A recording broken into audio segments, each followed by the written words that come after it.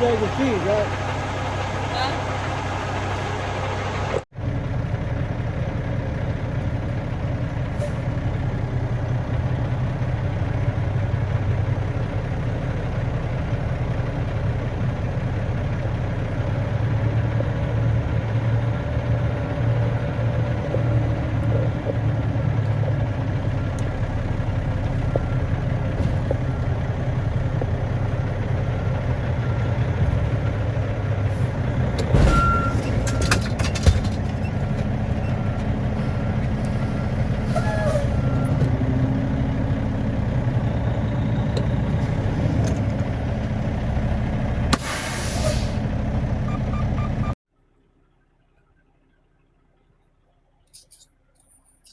Well, I got up to Charlotte, North Carolina today, and just so everybody knows, I'm trying out this thing right here.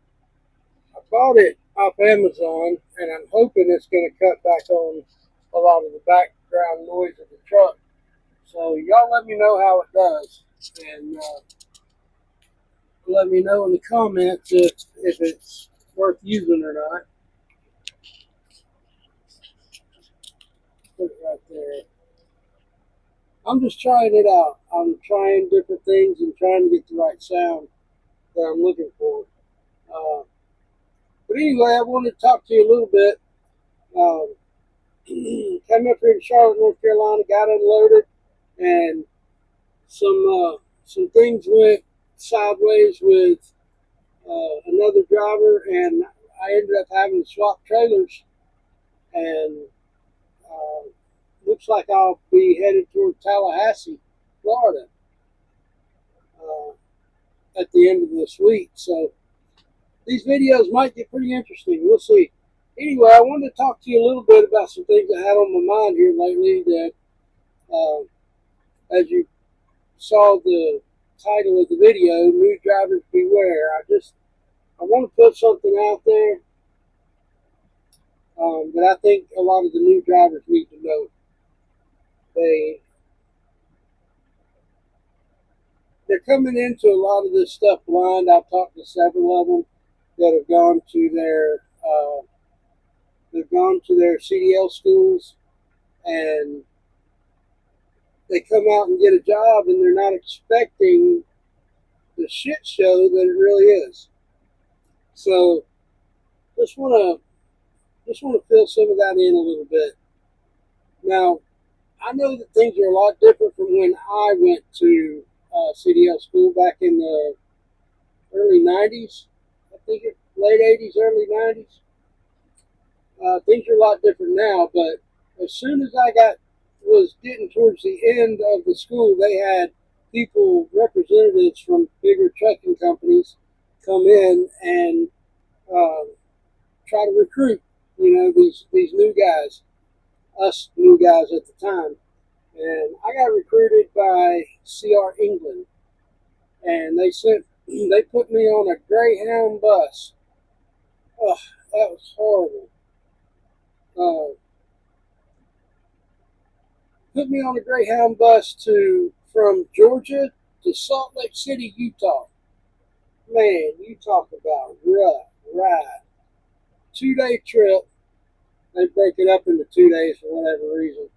But I got stuck at two different bus terminals. It was a nightmare. I finally get there, and I go through their orientation process, which took about 3 or 4 days. And then they put me on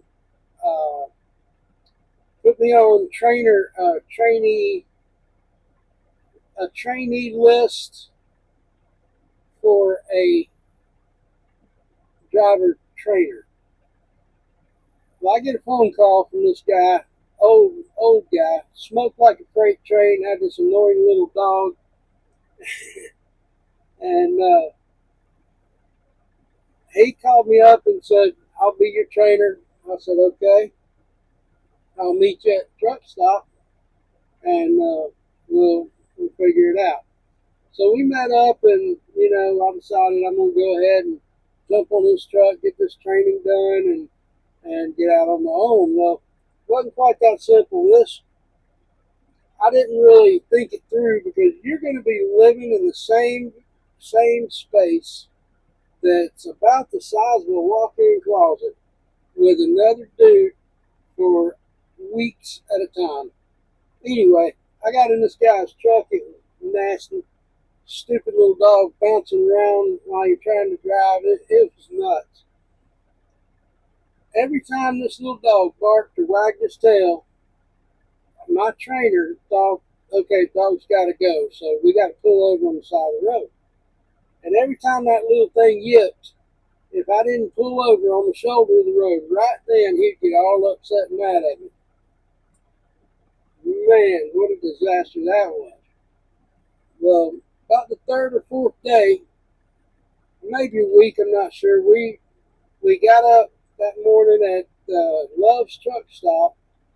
I forget where it was. It was out west somewhere.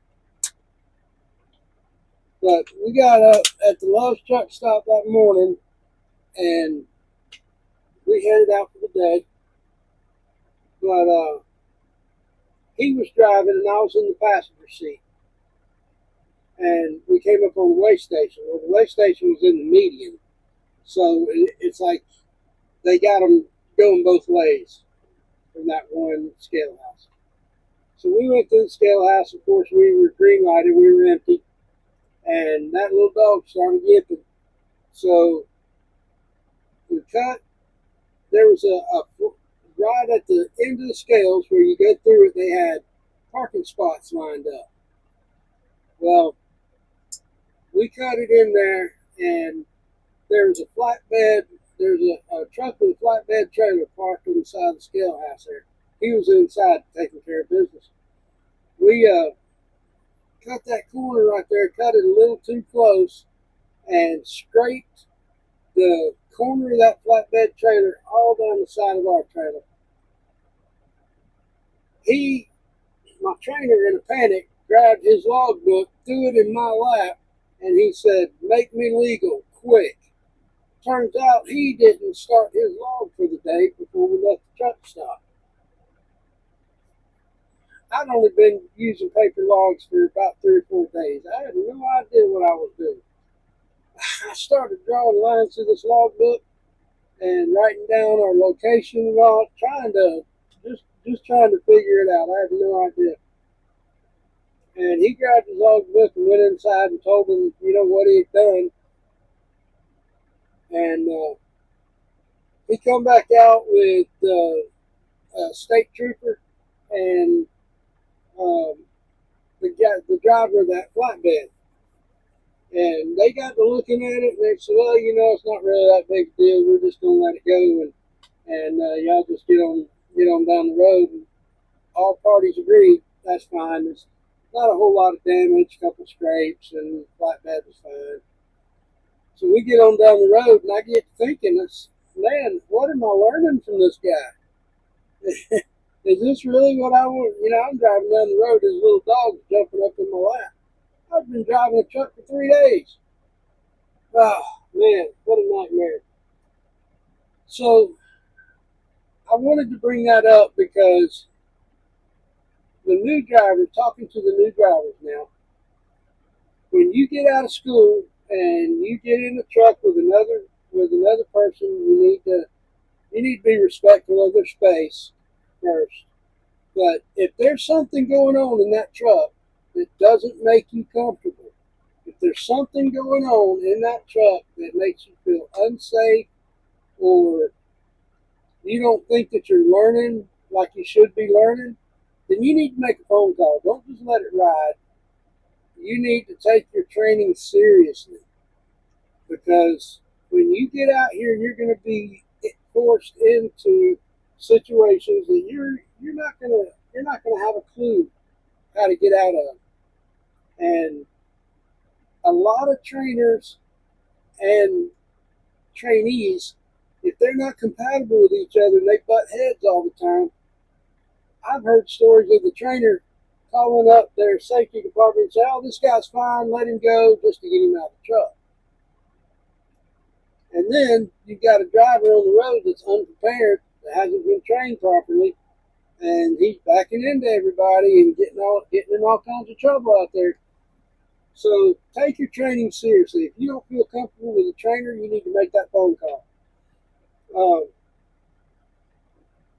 another good example is I talked to a former uh, Western Express driver.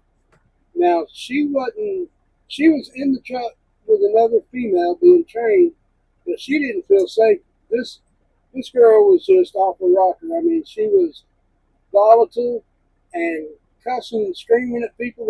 She told me a story about I think they were coming out of the fuel island after getting fuel, I think. But anyway, she was coming through that parking lot and she just floored it. I mean, she was flying through there. Almost took out 3 or 4 people. Scared her to death. She picked up the phone and she called the safety department and said, "Look, I don't feel safe with this trainer. You need to get me out of this truck." And they did. They helped her out. Because here's the thing, guys. Safety department, they know that everybody's not going to be compatible with everybody else. They know that it's not going to be perfect every time. So they will swap you around. And if you make that call and you say, "I don't feel safe," they'll jump right on it. That's a bad deal right there. A lawsuit waiting to happen. But anyway, make that call. If you don't feel safe or comfortable, make that call. Uh, so yeah, that's just a couple of stories of things that I know have happened out there. So I want you guys to understand that when you finish your schooling and you get ready to go, think about that. Think about that. And I think you'll learn a whole lot better if you're with a trainer that actually gives a shit. Because there's a lot of trainers out here that don't. They talk like it's all about the money. Well, it's more money to be a trainer. Well, there's a lot more to it than that. You're putting people out here on the road that can kill somebody.